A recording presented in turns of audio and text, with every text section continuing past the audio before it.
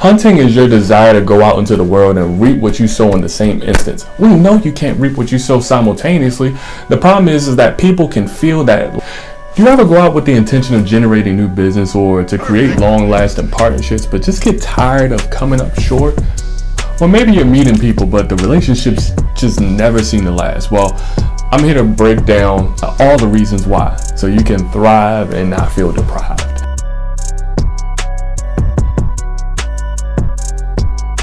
Mark Shaw here, bringing you the 10 biggest reasons why you're not generating sales while you're networking. So number one, you're going to random events.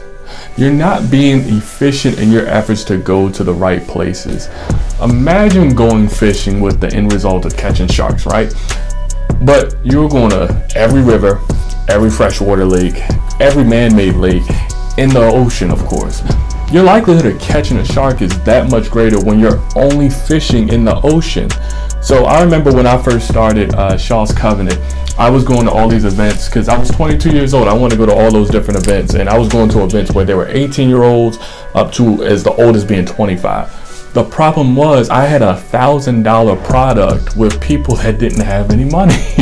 So what I had to do was I had to pivot. I started going to private clubs. I went to the happy hours where all our clients would go to after work. We would go to industry-focused networking events to be able to focus on generating our sales. So number two, you're trying to talk to everyone. It's the same point. The common denominator is that you need to lock in on a specific target.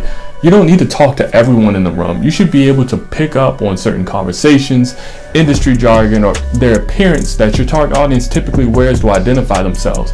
I remember when I went to a networking event at this place called the Black Wall Hitch. And everybody in there was in polos and casual clothing. And I wanted to be able to connect with this one gentleman that I saw that was in a pinstripe navy blue suit because I knew he was my client. When I got to that point, I was walking out the door and I just decided to turn around and say, hey, listen, I know I'm heading out right now, but you look like an individual I was supposed to connect with. Tell me more about who you are and what you do. And from that point on, that gentleman has been a client for the past 5 years, just because I decided to stop and target the individual that I wanted to connect with. Now, number three, you're not prepping for the events. You need to have a strategy when you go into these rooms. The first thing that I would suggest is that you need to figure out who do you need to meet that will eventually convert into a sale or provide you access to your clientele. I see so many times we only get focused on the individuals that can convert us a sale instantaneously. We forget that there are people that have access to our clients and can bring us more value than the person that can be a one-time transaction. Number two, you need to think about how many people do you want to meet. I always suggest trying to meet about 3 to 5 people. The reason why I say that is because it's a lot more effective to be able to connect with 3 to 5 people with deep, meaningful conversations than 100 people that just have your business card. I remember someone saying that people remember how you made them feel versus what you said. And that will hold true when you have to consider having deep and meaningful conversations, because deep conversations pull out and extract emotions. And if you're able to extract emotions from somebody, that's why they're going to be able to remember you.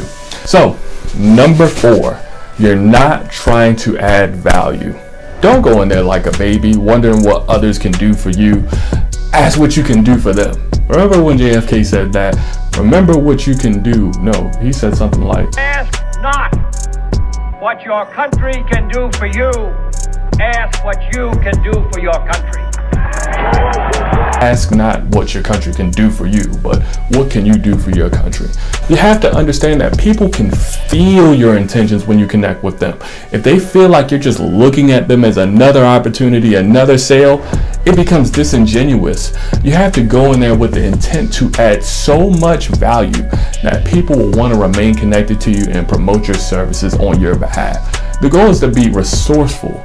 Being a resource means more people will funnel through you in the long term. As an example, my wife operates an organization that's a resource center for moms. And since inception, she's been able to add so much value to her people that now they're able to use, she gets invitations to something every single week. New opportunities, new segments, new partnerships, non-stop, because every time she went to a networking event, she had the intention of adding value to those that were there. And for now, the last one is number 5. You're hunting and you're not farming. See, people could smell you're commission brat. Hunting is your desire to go out into the world and reap what you sow in the same instance. We know you can't reap what you sow simultaneously. The problem is that people can feel that, like I stated before. See, you have to become a farmer. The farmer plants, which is the initial connection, then they water the plants, so they send them sporadic value through emails, text messages, LinkedIn, blogs, all those different things, and eventually the fruit will come, whether it's directly through that connection or indirectly through them. When you take that stance, you'll be focused on planting 1,000 seeds rather than trying to hunt 1,000 prey simultaneously.